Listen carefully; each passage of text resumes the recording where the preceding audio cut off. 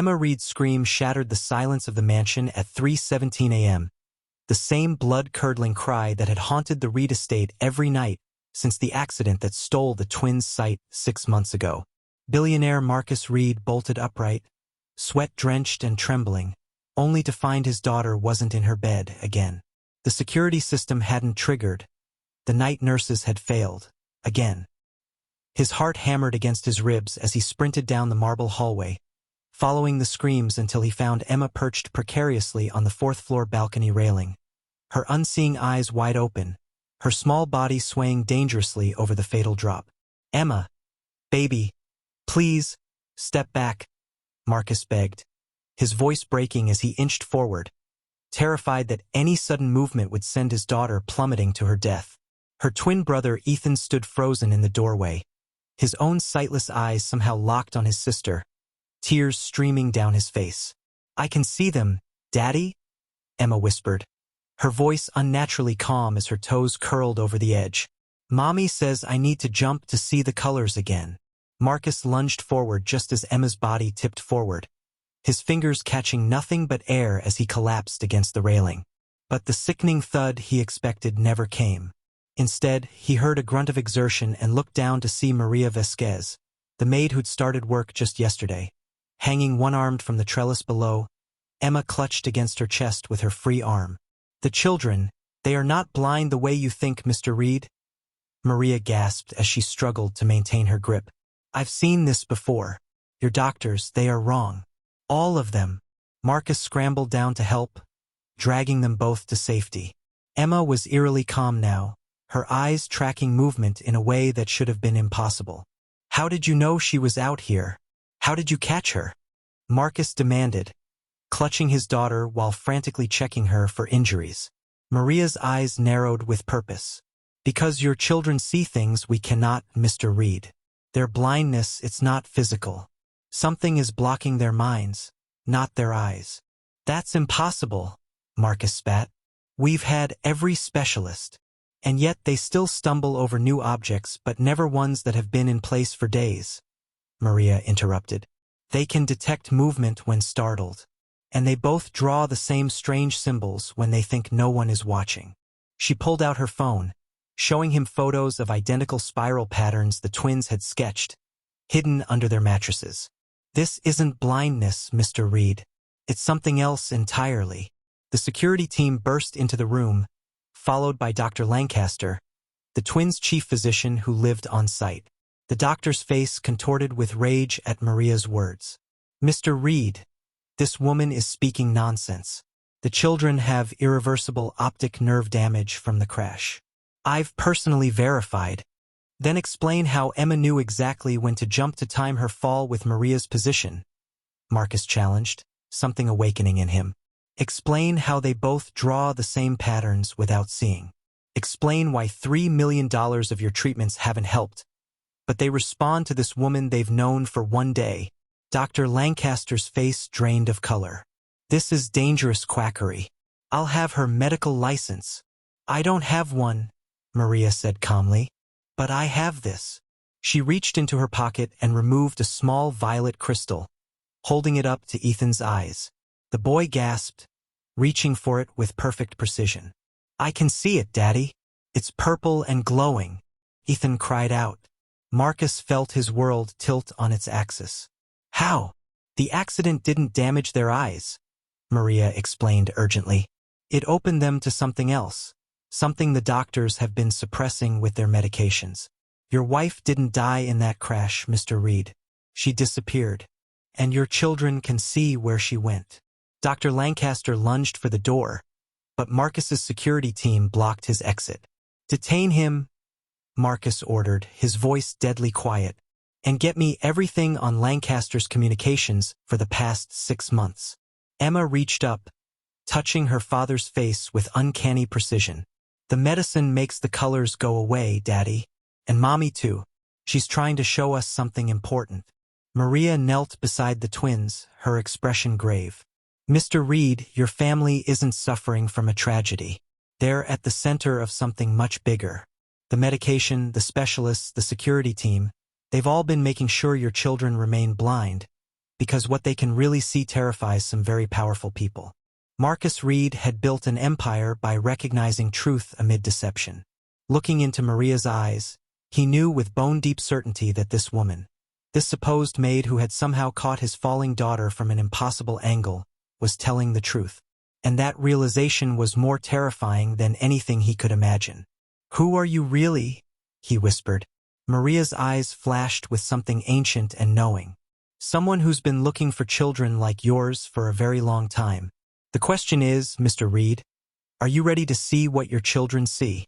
In the distance, sirens wailed, heading toward the mansion. But they weren't ambulances. "They're coming?" Ethan whispered, staring through walls toward the approaching threat.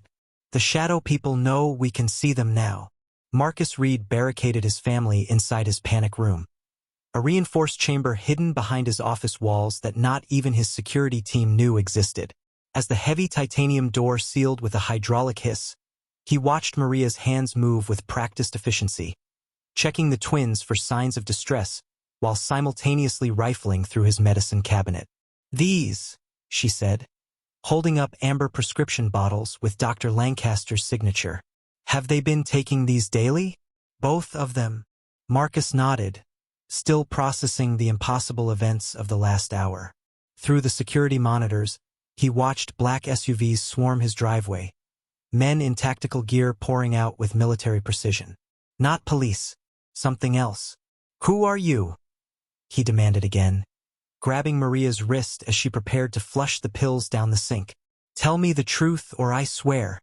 "I was the housekeeper for the Alvarez family in Buenos Aires," Maria interrupted, her voice steady despite his grip. "Their daughter Sophia began seeing things after a high fever when she was 5. The same patterns your children draw. The same hallucinations about people made of shadows. The same doctors insisting she was having seizures, prescribing medications that dulled her mind." Maria's eyes glistened with unshed tears. "They took her, Mr. Reed. Men just like those outside. The Alvarez family was told there had been a terrible accident. But I saw them inject Sophia with something and carry her away. I've been tracking similar cases ever since. Children who suddenly develop what doctors call cortical blindness but who can perceive things beyond our understanding." "That's insane," Marcus whispered, but the doubt in his voice was evident even to his own ears. "Ethan, Emma, come here," Maria called softly. The twins approached without hesitation, their movements more confident than Marcus had seen in months. "I need you to tell your father what you see when you look at me." Emma tilted her head, her eyes roaming over Maria's form. "She's normal, mostly, but there's light coming from her hands and heart. Blue-white." "Ethan, Emma, come here," Maria called softly. The twins approached without hesitation, their movements more confident than Marcus had seen in months. "I need you to tell your father what you see when you look at me." Emma tilted her head, her eyes roaming over Maria's form. "She's normal, mostly, but there's light coming from her hands and heart. Blue-white, like stars." Ethan nodded in agreement. "And there's a string, like a ribbon of light, connecting her to someone far away. It stretches through the walls, through everything." Maria smiled sadly. "That's my daughter. She has the sight too. She's hidden, safe for now." On the monitors, the intruders had breached the main entrance. Marcus watched as they systematically swept each room, communicating through tactical headsets. Their movements were too disciplined for common criminals, too covert for law enforcement. "Dr. Lancaster worked for them," Maria continued urgently. "The medication suppresses the children's abilities, keeps them confused and dependent. The therapy sessions were tests, cataloging what they could perceive, how strong their abilities were growing." "Why? What possible use?" "Because your children can see through the veil, Mr. Reed. They can perceive the barriers between dimensions that the rest of us accept as solid reality." Maria pulled a worn journal from her pocket and flipped it open to pages filled with the same spiral symbols the twins had drawn. "These aren't random. They're a language, coordinates to places that shouldn't exist, doors to somewhere else." A sudden banging from above made them all jump. The intruders had found the hidden passage to the panic room and were attempting to breach it. We have maybe 5 minutes, Marcus said, his mind racing. A lifetime of business decisions had taught him to evaluate information quickly, to trust his instincts when data was incomplete. Looking at his children, truly looking at them, he saw clarity in their expressions that had been missing since the accident. "What do we do?" he asked Maria, his decision made. Maria pulled a small black device from her pocket that resembled a remote control. "We need to flush the drugs from their systems completely. And then we need to get them to the convergence point, the place where the veil is thinnest." "Where?" "The accident site, where your wife disappeared." Maria's voice softened. "She didn't die, Mr. Reed. The police never found her body because she crossed over. Your children have been trying to follow her, but the medication keeps pulling them back." A rhythmic thumping began above them, breaching charges being set. They had minutes, maybe seconds. Marcus knelt before his children, taking their small hands in his. "Emma, Ethan, I need you to be very brave now. Can you show us how to find Mommy?" The twins' faces lit up with identical expressions of joy and relief. "You believe us now, Daddy?" Emma whispered. "Yes, baby. I believe you." Emma reached out, her fingers tracing the air as if following invisible currents. "We need to go to the tree, the big one where the car stopped." Marcus knew exactly where she meant. The ancient oak where their SUV had inexplicably veered off the road 6 months ago, where he'd regained consciousness to find his wife missing and his children screaming that the shadows were taking Mommy away. The thumping stopped. Silence. The moment before detonation. Maria pressed a button on her device, and the panic room's rear wall slid open, revealing a concrete tunnel. "Your escape route," she explained, noting Marcus's shocked expression. "I memorized your home's blueprints before applying for this job. Rich men like you always build back doors." Marcus scooped up Ethan while Maria took Emma. As they rushed into the tunnel, the panic room door exploded inward behind them. "They'll track us," Marcus panted as they ran, the tunnel sloping downward beneath his estate. "Let them," Maria replied with unexpected confidence. "We want them to follow. We just need enough time." "Time for what?" Maria's smile was fierce in the dim emergency lighting. "Time for your children to open the door their mother found. Time to show you what the shadow people have been hiding from humanity for centuries." The tunnel ended at a maintenance hatch that opened into the sewer system. As they splashed through fetid water, Marcus Reed, a man who had once dined with presidents and moved markets with a phone call, found himself trusting his family's fate to a housekeeper with impossible knowledge and his 2 children who could apparently see beyond reality itself. "Daddy?" Emma whispered as they emerged through a storm drain a half-mile from the estate. "The shadows are afraid of us. That's why they want us to stay blind." "Why would they fear children?" Marcus asked, helping her climb out into the night air. Ethan answered, his voice suddenly older than his years. "Because we can see the way home. And if everyone remembered the way home, no one would stay here in their prison." The ancient oak loomed before them, its massive branches silhouetted against the pre-dawn sky. 6 months ago, Marcus had sworn the tree had somehow moved into the road, causing their accident. The investigators had dismissed his claim as trauma-induced confusion. Now, standing before it again, Marcus felt a chill of recognition. The tree seemed to pulse with subtle energy, its bark spiraling in patterns identical to the twins' drawings. "We're being followed," Maria whispered, her eyes scanning the forest behind them. They had abandoned their stolen vehicle a mile back, trekking through the woods to reach this isolated spot. 5 minutes, maybe less. The twins stood transfixed before the oak, their heads tilted identically as if listening to a distant melody.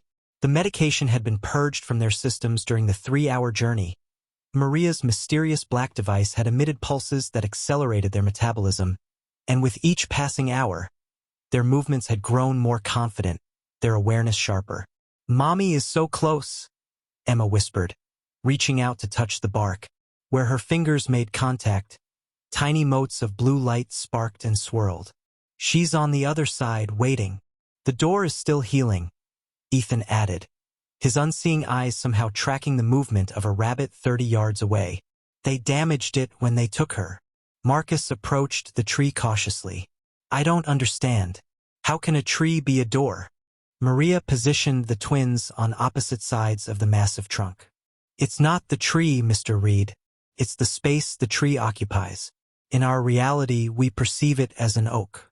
But it exists in multiple dimensions simultaneously. She pulled out her device again, adjusting settings with practiced fingers. Your children need to synchronize their perceptions. See beyond the physical manifestation to the doorway beneath. The medication kept them out of alignment, prevented them from working in tandem. In the distance, flashlight beams cut through the forest. Their pursuers were closing in. We need to hurry, Marcus urged, his hand instinctively reaching for a weapon he didn't have. No, Maria replied with surprising calm. We need them to witness this. It's part of why I've been guiding families like yours to convergence points around the world. What happens here tonight needs to be seen. You've been planning this? Maria's eyes met his, ancient wisdom burning in their depths. For 9 years since they took my Sophia. I'm not just finding children with the sight, Mr. Reed. I'm helping them create a web connections between our world and what lies beyond. Your twins are special even among the gifted ones. They're what we call anchors. They can not only see the doorways but hold them open for others. Before Marcus could respond, Emma and Ethan began to sing. A strange, harmonic melody with no discernible language. Where their small hands pressed against the bark, light spilled outward in rippling waves, illuminating the clearing with unearthly brilliance. The tree began to change. Its solid form became translucent, then transparent, revealing a swirling vortex of energy within its trunk. Through this impossible window, Marcus glimpsed landscapes that defied comprehension. Floating islands beneath purple skies, cities built from crystalline structures that sang with their own inner music. And standing at the threshold, her outline shimmering with the same blue-white energy that emanated from the twins, was Caroline Reed. Caroline, Marcus breathed, stumbling forward only to be held back by Maria's iron grip. Not yet, she cautioned. The doorway isn't fully stabilized. If you cross now, you'll be lost between dimensions. The twins' song grew louder, more insistent. The forest around them seemed to respond. Plants bending toward the light, animals emerging from hiding to witness the phenomenon. The very air vibrated with potential. Behind them, shouts of alarm erupted as their pursuers burst into the clearing. Marcus turned to see Dr. Lancaster among them, flanked by men in black tactical gear bearing no insignia or identification. Their weapons raised, then faltered as they beheld the impossible spectacle before them. "Stop them!"